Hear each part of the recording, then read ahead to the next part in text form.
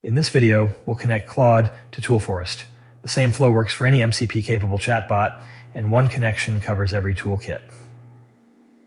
To begin, head to app.toolforest.io and create an account.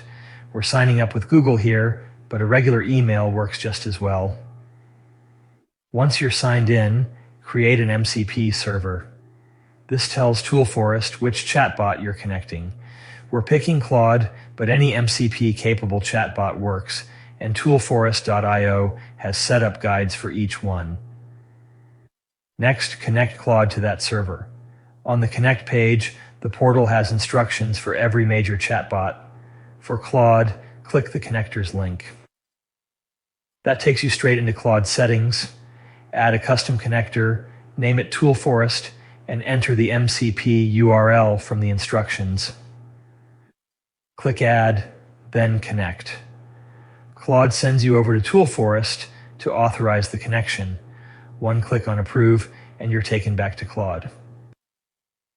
And that's it. Claude is connected to Toolforest, and every toolkit you configure is available to it right away.